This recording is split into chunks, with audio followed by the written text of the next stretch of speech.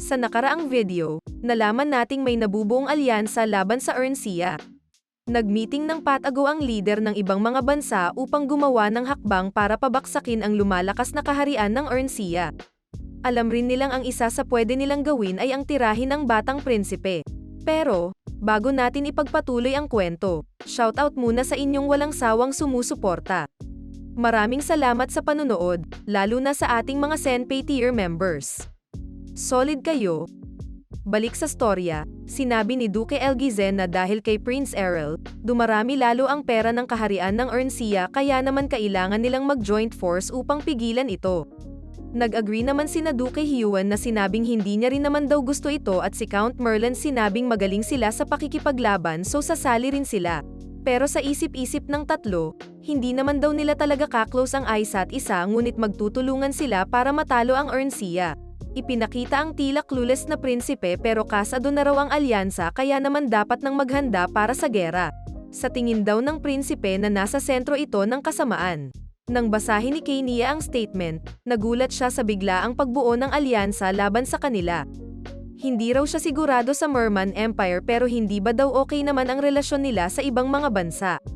Pero sabi ng kapatid nitong panlabas lang daw ito. Ngayon daw na suspicious sila, hindi ba raw better na mauna silang umatake sabi ng prinsesa.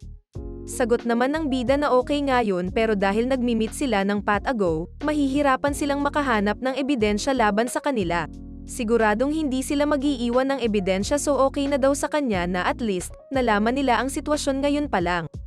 Inexpect na daw ito ni Errol pero akala niya mga 5 taon pa bago ito mangyayari.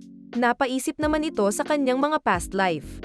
Ang mga tao at mga mundo raw ay hindi nagbabago dahil pare-parehas silang kaagad na pinipili ang war card sa ganitong sitwasyon. Tila hindi raw big deal sa kanila na mamatay ang mga tao. Nainis ito dahil hindi naman daw solusyon ang digmaan sa lahat ng bagay. At dahil tila nag-iba ang itsura nito, tinanong ng kanyang kapatid kung okay lang ba daw siya. Sinabi naman nitong may naisip lang siya. Gayunpaman, hindi pa raw kumpirmado ang nakuha nilang balita. Tinanong niya si Kania kung ano ang gagawin nito at nagulat naman siya doon. Sinuggest ni Errol na sa tingin niya good idea na bumalik muna ito temporarily sa palasyo. Tila worried ang hari tungkol kay Kania kaya raw nagpadala ito ng liham. Pero patampo nitong sinabi na wala itong pake sa kanya. Hiniling lang daw nito na pigilan si Kania na sumama sa digmaan. Dagdag niya, hindi niya sinasabing tumakas ito. Sa tingin niya magandang ideya na lumagi muna ito sa palasyo hanggang hindi pa nawawala ang threat. Sa panahon daw ng emergency, siya bilang prinsesa ay mas importante kesa sa pagiging knight nito. Pero nagbuntong hininga naman ito at sinabing ayaw niya raw iyon na ikinagulat naman ng bida. Hindi raw ito nagjo-joke, dahil kung aabot sa mahirap na sitwasyon, baka kailanganin itong lumaban sa battlefield. Okay lang ba raw ito sa kanya? Ngumiti naman ang ate niya at sinabing syempre naman. Hindi ba daw sumumpa itong poprotektahan ang kapatid niya? Ayaw niyang pumunta sa safe na lugar dahil lamang prinsesa ito. Bilang miyembro ng royal family, siya pa nga daw ang unang dapat magstay hindi ba? Nashock ang prinsipe at napatanong kailan daw nag-mature ang kanilang childish na prinsesa at napaiyak pa nga ito. Naiintindihan daw ito ni Errol at sasabihin sa kanilang ama.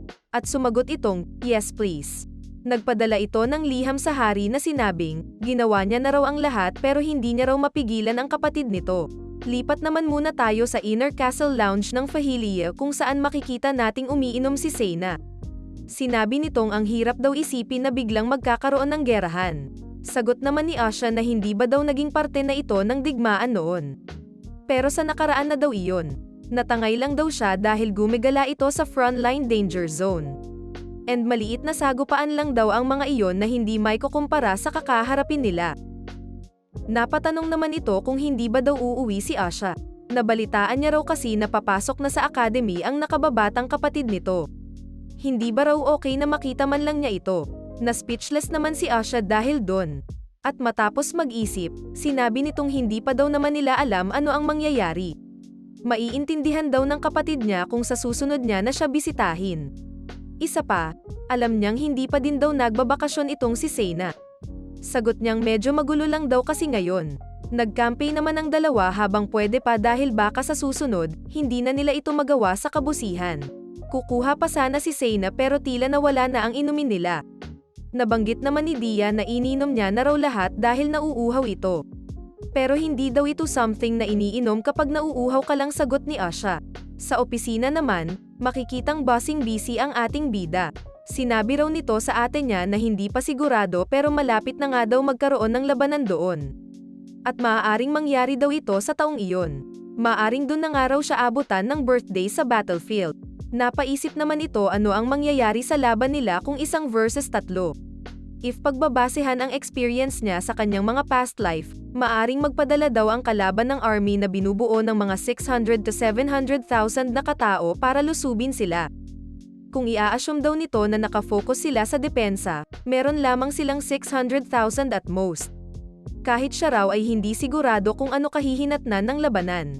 Pero sa worst case, pwede naman daw siyang mamagitan ng patago. Pero worst case scenario na daw iyon.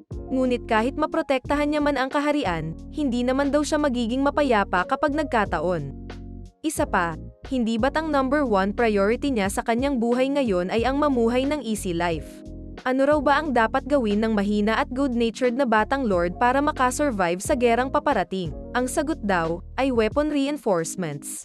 Natanong ito ng how dare you invade my paradise. Hindi niya raw hahayaang kahit na isa sa kanila ay makapasok. Kaya naman, dali-dali itong umalis at biglang pumunta kay Akon sabay tanong kung busy ba daw ito. Binato naman siya nito na tila wala ito sa mood. Late man daw siya. Winelcome niya pa rin ito sa Fahilia at tinanong kung meron ba raw siyang kakailanganin. Sinabi naman nitong hindi na masama ang lokasyon, up-to-date ang mga pasilidad at nakakamayaman. Pero ang pinaka-importante daw, hindi marurunong ang mga blacksmith sa lugar na iyon. Nagulat naman ang prinsipe at tinanong kung hindi ba daw nila sinunod ang instructions. Sagot naman nitong, pinagtrabaho niya lang naman sila ng 2 araw nang walang tulog tapos hinimete na raw agad. Pero sabi ng bida na ang mga normal na tao daw talaga ay mamatay kung ganun katindi ang trabaho. Anyway, nagpasalamat si Akon sa impormasyon na ibinigay nito tungkol sa Damascus Steel. To think kayang-kaya daw pala itong gawin gamit lamang ang mga simpleng ingredients. Pero sagot ng prinsipe na hindi raw ito madaling gawin. Kahit unting pagkakamali lang sa gramo nito ay masisira na agad ang proyekto. Balik sa main point, pumunta raw siya doon upang mag-request ng weapons. At kung posible ay makuha niya na rin agad-agad. Wala naman daw problema iyon kung simple lamang. Ilan ba raw ang kailangan? Tungkol doon, binulong niya kay Akon ang sagot at tila natulala ito sa narinig niya. Speechless ito hanggang sa pag-alis ng prinsipe sabay bato ng itak nang tumakbo ang bida. Galit na galit itong sinabing, weapon at armor para sa 20,000 na katao. Ano ba daw ang tingin niya doon? Tumutubo lang sa lupa. Pinakalma naman ito ng kanyang assistant pero pinatigil niya ito at sinabing kailangan bumalik ng prinsipe. Natawa naman ang bida at sinabing kung magpapatuloy daw ang ganong interaksyon niya sa kanila, hindi raw kaya ito mamatay sa kamay ng blacksmith sa hinaharap. Kailangan daw nitong maging maingat na wag ma-backstab, literally, mula ngayon. Ganon man daw siya kumilos, napaka-busy daw niya bilang lord ng Fahilia. At ang next niyang gawain ay, ayun nga, balik sa slave market. Winelcome siya syempre ng manager na tinawag itong special VIP. Hindi rin daw inasahan ng bida na magkikita ulit sila agad ng ganun kabilis. Nagulat naman daw ito dahil agad-agad nitong ni-request na magkita sila sabay tanong, ilang slaves ba ang kakailanganin niya this time? Sabi naman ng bida, na humanda daw ito dahil mas unconventional daw ito ngayon. Sagot naman sa kanya na kinontak niya na raw lahat ng merchants na kilala niya so wag daw itong mag-alala. As usual, sumenyas ulit ang bida ng 5. Pero ang ibig niyang sabihin, 50,000 katao. Kumpara sa 5,000 na binili niya noon. 10 times na mas madami daw ang kailangan niya. Posible naman daw iyon, hindi ba? At pinagpawisan naman ang manager ng slave market nang marinig na 50,000 ang kailangan. May mahahanap kaya itong ganon kadaming slaves? At hindi ba magiging kaina-hinala ang big purchase niya na ito? Well, alamin natin sa next video. Muli, bilang suporta sa ating channel at para tuloy-tuloy ang ating uploads, siguraduhing mag-like, comment, share at subscribe. Pindutin mo na din ang bell button below para updated ka sa next upload namin. Maraming salamat sa panonood, Oni-chan.